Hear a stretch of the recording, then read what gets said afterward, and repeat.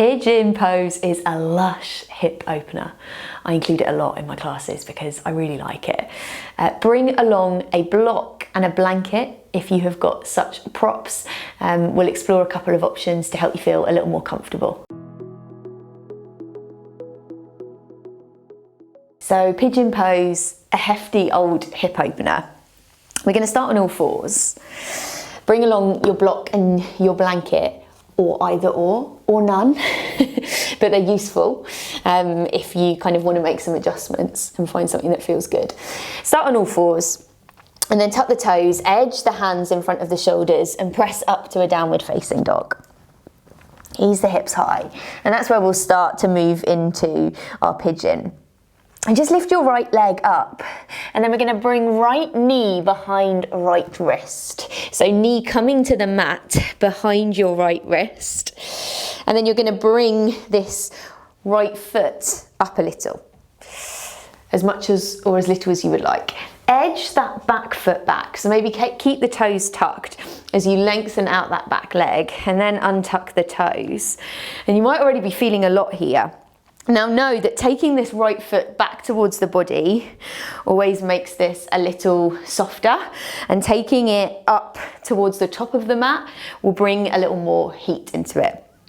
But while you are here at the top of your mat with this right knee in front, left leg behind, just come up onto your fingertips, roll the shoulders back and kind of peel that right hip back a little. So you want your hips to be evenly facing the front of the mat. So just peeling that right hip back. Maybe you take a quick look behind for your toes. Make sure that they're pointing out straight behind you. Now this is where block or props can come in real handy, or really handy. So if you are miles away from the floor, or you're a bit away from the floor and you're feeling unbalanced here, plop a block underneath your right hip, and you'll just feel a little more supported. And the blanket can do exactly the same, but just might feel a little nicer. So just popping a blanket underneath can make you feel a little more supported and stable. Reach up through the crown of the head, roll the shoulders back, lift the chest. And then maybe from here, you start to fold forward. You can bring the forearms down to the mat. You can make a little pillow for your head with your hands or with any of the props that you've brought with you. You might stretch your arms out in front of you. So anything that feels nice here.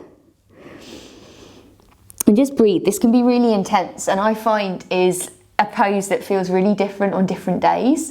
Some days feels really lovely, and some days feels, oh my goodness, so frustrating, and I just feel tense. So just noticing what it feels like to you, and anything is cool.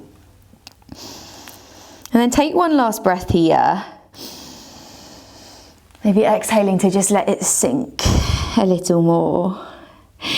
And then tuck the chin into the chest as you walk your hands back towards you, gently lifting yourself up. Just removing any blocks, any blankets that you had underneath you. And how we're going to move back through this is by tucking the back toes and then reaching that right leg all the way back to find your downward facing dog. And you can always bring your knees down to the floor here. You can take some steps out through the feet, bringing right heel, left heel down to the mat. And then let's take it to the other side. So lift the left leg. And then bring left knee behind left wrist. And then maybe you keep those right toes flexed as you wiggle that leg back as far as you can, and then untuck the toes. Now, again, sort of moving that left foot up the mat slightly if you want a little more intensity, or moving it back towards you if you want a little less. But can you come up onto your fingertips, roll the shoulders back, lift the chest here, and can you peel this left hip back? So finding that stability, both hips pointing towards the front of the mat. Now also notice if it feels really different on this side too. It's quite common for one side to feel completely different from the other, or even just a little different. So just noticing if there are differences and not judging yourself or trying to force your body into the same place that it went on the other side. And then maybe if you had a block, a prop before, on the other side, and it feels good here. Propping it under your left hip, giving yourself that rooting, that grounding, and then maybe starting to crawl the arms out in front of you. Finding that little pillow with your hands, reaching the hands out in front, maybe making a little comfy space for you with your blanket, and just breathing here.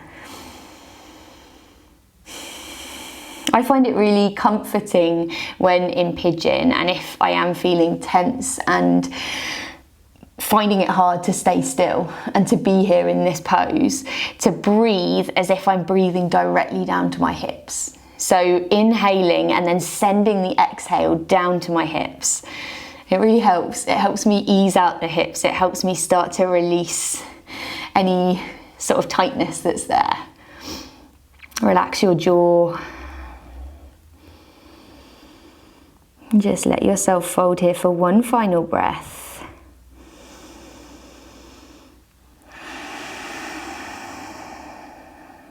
And then just taking any props out, and this time instead of stepping back to that downward dog, just press onto your left bum cheek and come to a seat. So that's your Pigeon. There are lots of other lovely pigeons too, pigeons on your back, lots of other variations to dig into, but you'll see that Pigeon coming up a lot. So hopefully you know a little bit more what you need to do.